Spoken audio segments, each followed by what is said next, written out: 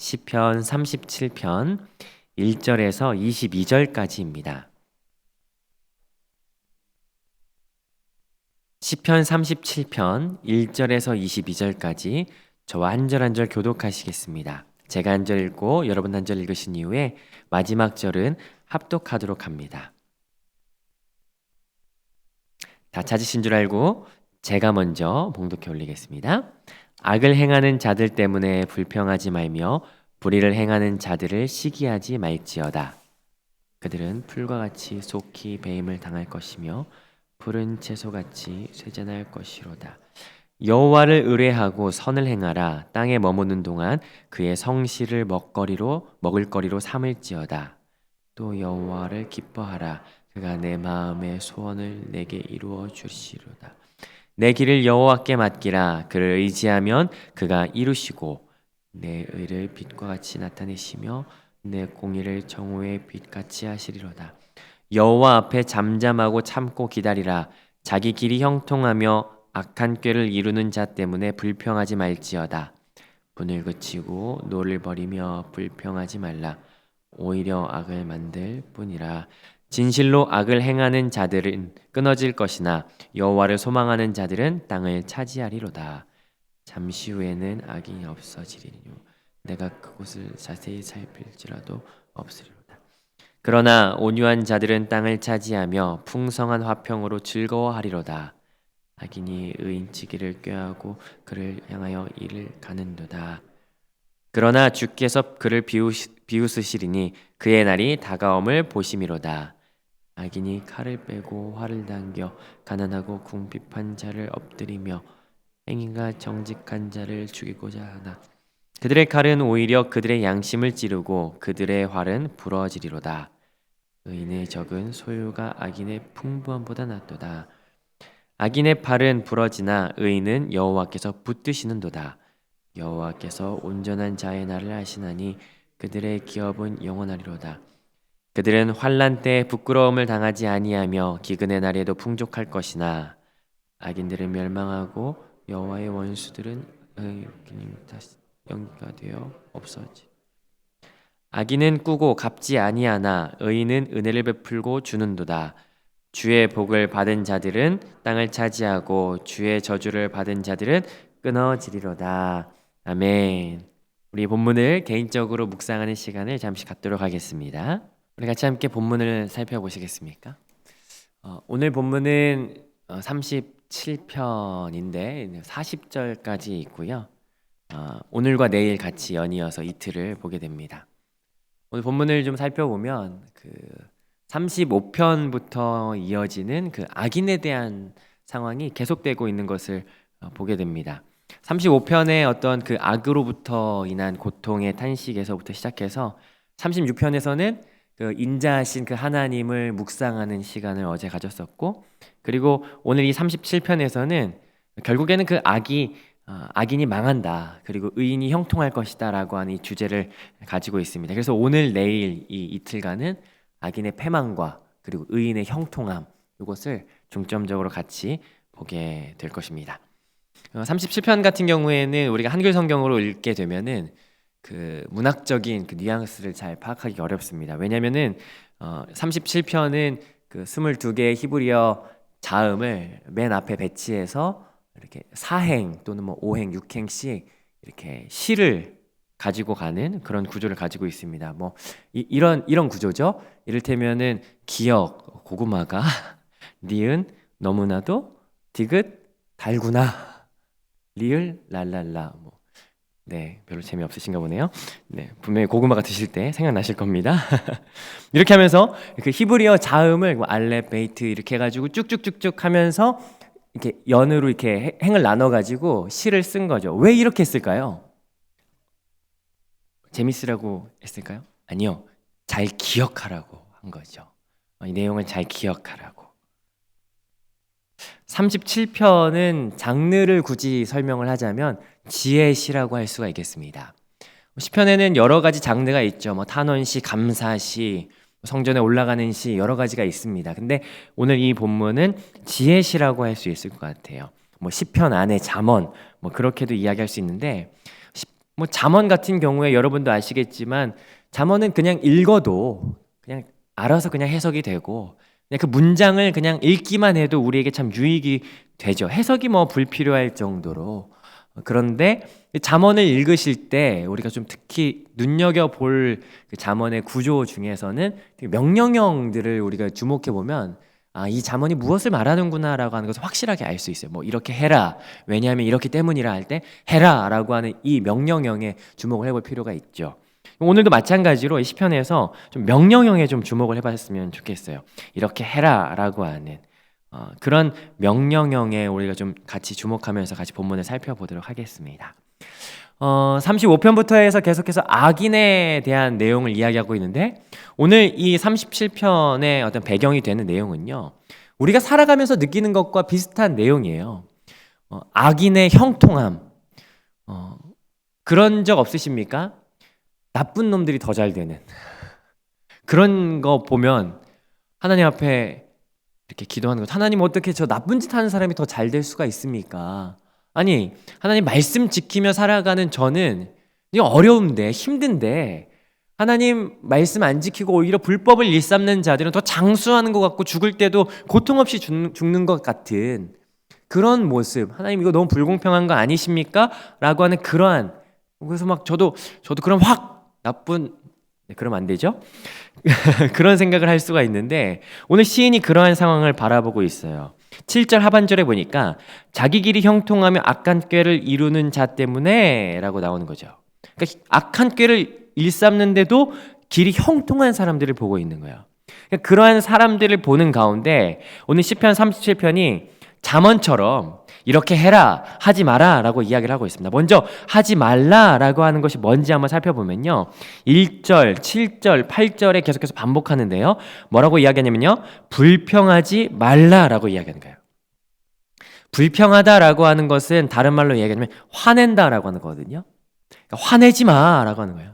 그러니까 악한 일을 일삼으면서도 잘 되는 사람들 보면서 불평하지 마, 화내지 마 라고 이야기하는 거예요. 그 두 번째는 뭐라고 이야기하냐면요 시기하지 마라고 이야기하죠. 1절 후반부에 보니까 시기하지 마, 질투하지 마, 부러워할 필요 전혀 없어 라고 이야기하는 거예요. 혹시 악한 일을 함에도 잘 되는 사람들을 질투하신 적, 부러워한 적 있으십니까? 오늘 성경이 말합니다. 시기하지 마십시오 라고. 왜 그럴까요? 왜 그러냐면요 2절에 나와 있는데요 2절 같이 한번 읽어보시겠습니까? 시작. 그들은 풀과 같이 속히 배임을 당할 것이며 푸른 채소같이 쇠잔할 것이로다. 그러니까 풀과 같이 배임을 당한다라고 할 때 이 배임이라고 하는 것은 마르다라고 하는 말로 바꿔주는 게 더 좋을 것 같아요. 뜨거운 광야에서 부는 뜨거운 열풍에 꽃과 풀이 순식간에 말라 비틀어져 버리는 그러한 상황. 그러니까 풀은 마르고 꽃은 시드나라고 할 때 그 장면인 게 이거예요. 그러니까 악인은 금세 시들어 버릴 거니까. 그리고 9절에도 나오죠. 9절에도 악을 행하는 자들은 끊어질 것이다. 10절에도 잠시 후에 악인은 없어질 텐데 살펴봐도 그곳에 없을 것이다 라고 하면서 거기에 악인들은 금세 사라질 거야. 네가 악인의 형통함을 보지 그런데 그 악인이 영원할 것 같아? 아니야. 그 악인들 금세 사그러들 거야 라고 첫 번째 이유를 이야기하는 거예요. 두 번째 시기하거나 질투하지 말아야 되거나 불평하지 말아야 되는 이유는 뭐냐면요 8절 후반부에 보니까 오히려 뭐를 만들 뿐이에요? 악을 만들 뿐이에요. 내가 그것을 부러워하고 그것을 동경하고 그것을 사모할 때 오히려 그것이 악을 만들 뿐이라는 거예요. 내 입으로 불평하는 것 그 자체가 악을 만들 뿐이라는 거예요. 그렇기 때문에 불평하거나 시기하지 말라라고 이야기를 하고 있어요. 자, 그러면 하지 말라라고 하는 게 여기에 드러나면요 해라라고 하는 장면도 드러납니다. 어디에 나타날까요? 3절입니다. 3절 처음에 시작할 때 뭐라고 시작하죠? 여호와를 의뢰하라라고 이야기를 해요. 여호와를 의뢰하라라고 하는 다른 말로 의지하라라고 하는 거죠. 여호와를 의지한다라고 하는 게 뭘까요? 하나님 바라봐라. 하나님 소망해라 라고 하는 거예요. 9절 보니까 하나님을 소망하는 자들은 뭐를 얻을 수 있다는 거예요? 땅을 얻을 수 있다. 이 말씀 혹시 여러분 굉장히 좋아하지 않으십니까? 하나님을 소망하는 자들은 땅을 얻는다라고 해서 정말 우리에게 부동산을 주시는가? 라고 하는 이 땅에 대한 지금 우리가 살아가는 그 땅의 개념으로 생각하신다면요, 오산입니다. 그러한 땅의 개념이 아니에요. 오히려 지금 우리가 생각하고 있는 그 부동산 땅에 대한 개념과는 정반대되는 개념일 수 있죠. 왜냐하면 이 장면을 이렇게 생각하셔야 돼요. 여호수아와 모세, 그들이 약속의 땅을 향해서 달려가면서 생각하는 그 땅의 개념, 그 땅의 개념을 우리가 머릿속에 상상해 보십시오. 우리가 곧 얻게 될 땅, 그러나 이미 약속하셨으나 아직은 얻지 못했지만 그러나 반드시 얻게 될 그 땅을 향해서 달려가고 있는 그 소망을 두는, 하나님께서 우리에게 허락하신 그 축복을 향해서 달려나가게 하는 그 원동력이 우리 안에 있는 것, 그것과 지금 이 땅의 개념은 무엇입니까? 내가 안락하기 위해서, 내가 누리기 위해서, 이 땅에서 편안하기 위해서 그 땅의 개념은 정반대의 개념이라는 거죠. 여기에서 말하는 그 땅의 개념은 하나님께서 우리에게 주실 미래적인 복이라고 볼 수 있는 거예요. 그러니까 하나님을 소망하는 자들에게 우리에게 영원한 기업을 약속하셨다. 그 땅을 얻게 될 것이다. 그 구원으로 우리가 가게 될 것이다 라고 하는 것을 여기에서 이야기하는 거예요. 첫 번째가 그것입니다. 하나님을 의뢰하라, 하나님을 소망하라, 하나님 바라봐라 라고 하는 게 우리가 해야 되는 첫 번째죠. 두 번째 4절인데요, 하나님을 어떻게 해라? 기뻐하라 라고 하는 거예요. 왜냐하면 그가 내 마음의 소원을 이루어 주실 것이기 때문이에요. 세 번째 5절이죠. 우리의 길을 여호와께 맡기라. 왜냐하면 그가 이루실 것이기 때문이에요. 하나님 전능하신 분이십니다. 우리가 하나님 앞에 모든 행사를 맡길 만한 분이 되십니다. 그는 광야에 길을 내시고 능치 못함이 없으신 분이시기 때문입니다. 오늘 우리가 가지고 있는 모든 문제와 모든 근심이 있으십니까? 우리가 해결해야 할 많은 문제거리가 있으십니까? 우리의 모든 길, 모든 행사를 하나님 앞에 맡기십시다. 왜냐하면 하나님께서 이루시기 때문이시죠. 7절입니다. 해야 하는 네 번째인데요, 잠잠히 참고 기다리는 거예요. 하나님께서 이루실 일들을 잠잠히 참고 기다리는 거죠. 그리고 다섯 번째 3절에 나오는데요, 이거는 우리의 손을 움직여야 하는 부분이에요. 선을 행하라 라고 하는 거죠. 우리 엊그제 봤죠. 선을 행하는 것, 로마서 말씀을 같이 함께 보면서 선으로 악을 이기는 것, 그것이 우리가 해야 하는 것이라는 거예요. 정리하자면 우리가 해야 하는 건요, 첫 번째 3절에 나타나는 하나님을 의지하는 것, 두 번째 하나님을 기뻐하는 것 4절, 5절에 우리의 행사를 맡기는 것, 네 번째 7절에 잠잠히 참고 기다리는 것, 다시 3절에 다섯 번째는요, 선을 행하는 것입니다. 이게 우리가 해야 되는 거죠. 하지 말아야 하는 것과 해야 하는 것이 오늘 명확하게 명령형으로 주어지고 있어요. 그런데요, 불행하게도 12절을 보니까요, 악인이 어떤 상황이 벌어지냐면요, 이때에도 이 가운데서도 악인은 여전히 쉬지 않고 우리를 넘어뜨리기 위해서 호시탐탐 기회를 엿보고 있는 거예요. 12절 제가 읽어보겠습니다. 악인이 의인치기를 꾀하고 그를 향하여 그의 일을 가는도다. 여전히 우리를 향한 그 공격을 멈추지 않고 있는 거예요. 그러나 여러분, 낙심하지 마십시오. 왜 낙심하지 말아야 할까요? 13절이에요. 주님께서 그것을 비웃으시는 거예요. 왜냐하면 주님의 날이 곧 다가오기 때문이죠.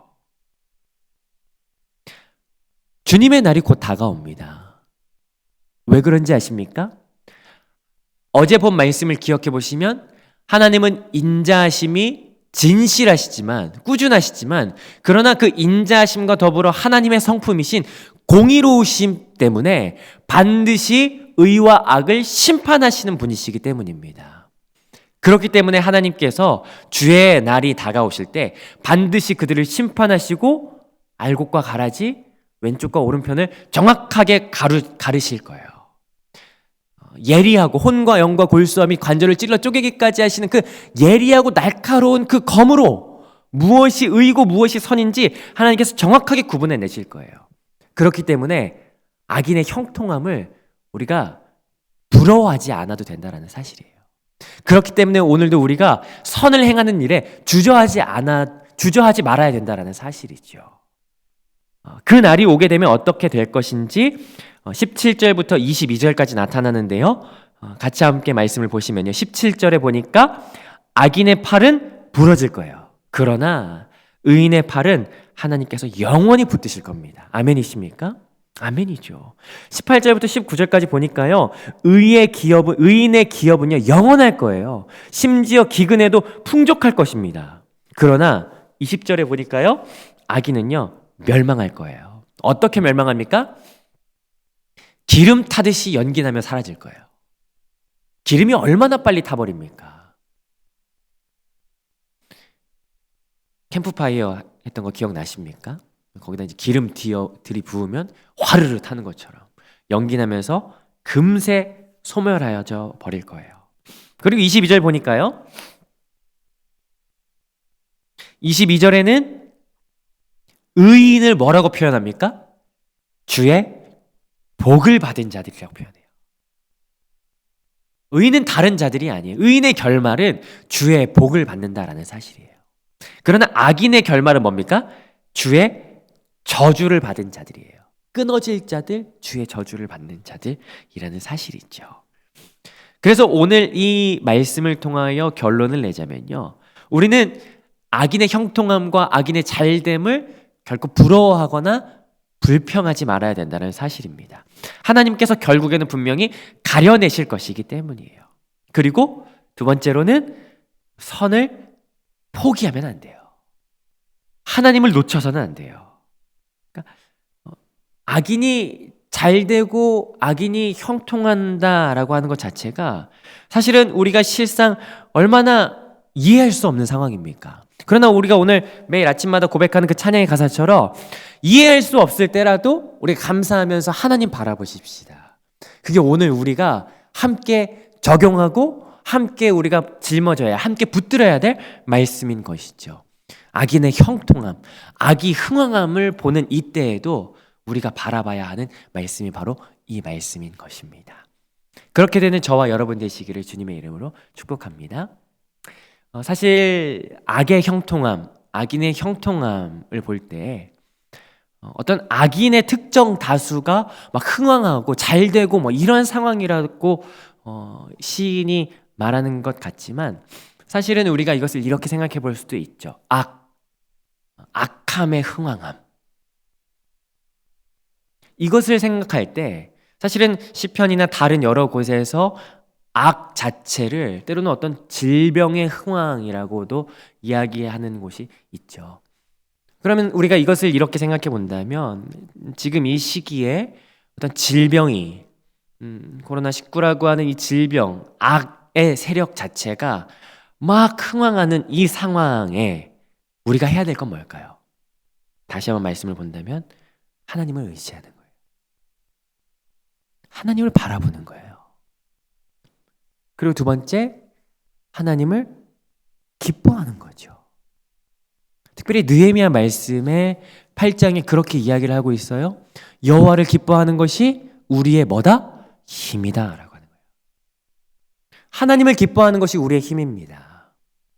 하나님 자체를 바라보고 하나님으로 인하여 즐거워하고 기뻐하는 것, 그 영광의 빛 때문에 우리 안에 기쁨과 즐거움이 넘치는 것 자체가 우리에게 힘이라는 사실이에요. 저는 원하기를 제가 오늘 살아갈 때 바라기를 하나님을 바라봄으로 인하여 기뻐함이 내 안에 충만하여지기를 간절히 소망합니다. 그리고 여러분에게도 하나님을 바라볼 때 하나님께로부터 부어주시는 그 은혜의 빛 때문에 여러분 안에 기쁨이 샘솟게 영혼의 충만한 기쁨이 넘치기를 간절히 주님의 이름으로 축복합니다. 세 번째는요. 우리의 모든 길, 모든 행사를 어떻게 해야 되는 거예요? 다 맡기는 거예요. 어려운 시기죠. 잘 안 되죠. 청년 중에는 유학을 꿈꾸는 친구가 있는데요. 유학의 길이 계속 지연되고 있어요. 그 친구 만나서 어떡하니 같이 기도하자라고 하지만 그 친구 저보다 믿음이 더 좋은 것 같아요. 하나님의 뜻이 있겠죠. 하나님께 맡깁니다. 얼마나 믿음이 좋아요. 저는 우리 모두가 이러한 믿음을 같이 함께 취했으면 좋겠어요. 어려운 시기일수록 하나님 앞에 더욱더 맡기는 삶, 하나님께서 해결하실 것을 잠잠히 바라는 삶, 그게 바로 우리가 행해야 될 모습이라는 거예요. 네 번째 뭐였어요? 잠잠히 참고 기다리는 거. 그렇기 때문에 잠잠히 참고 기다리는 거예요. 왜냐하면 하나님은 신실한 분이세요. 신실하다라고 하는 것은 뭐냐면 반드시 지키신다는 거예요. 아브라함이 75세 때 약속하셨던 그 약속을 아브라함은 잊어버릴지 몰랐겠지만 하나님은 잊지 않고 반드시 기억하시고 그의 약속을 이루셨다라는 것을 우리가 말씀을 통해서 보지 않습니까? 하나님 반드시 이루실 분이시라는 거예요. 그렇기 때문에 지금 우리가 불평하지 아니하고 시기하지 아니하고 잠잠히 참고 기다릴 수 있는 겁니다. 하나님 바라보며, 그리고 선을 행하며 낙심치 말아야 되는 거예요. 이때 성도로서 우리가 더 적극적으로 하나님 앞에서 살아가는 삶이기에 하나님 때문에 선을 행하는 것이죠. 그것이 바로 우리가 행해야 되는 삶입니다. 그렇게 이 시기를 살아가는 정말 지혜로운 지혜의 시지 않습니까? 그 지혜로운 저와 여러분 되시기를 주님의 이름으로 축복합니다. 우리 같이 함께 이 말씀 붙들고 같이 한번 기도하기를 원합니다. 함께 기도할 때 먼저 첫 번째 기도 제목은요, 우리가 좀 그렇게 바라보고 소망했으면 좋겠어요. 또 그렇게 되기를 갈망하면서 같이 기도했으면 좋겠어요. 하나님, 오늘 하루를 살아가면서 하나님만 의지합니다. 하나님만 바라봅니다. 어려운 시기, 잘 안 되는 시기, 억압받는 시기, 내 뜻대로 되는 것이 없는 시기이지만 그럼에도 불구하고 하나님을 의지하고 하나님께서 비춰주시는 그 빛으로 말미암아 기뻐함을 누릴 수 있는 이 하루가 되게 하여 주시옵소서라고 이 시간에 좀 같이 한번 기도하여 주시겠습니까? 하나님 갈망합니다. 하나님 은혜의 빛을 우리 가운데 비춰주셔서 하나님으로 인하여 기뻐하게 하시고 하나님만 의지하는 이 하루가 되게 하시옵소서라고 같이 한번 기도하겠습니다.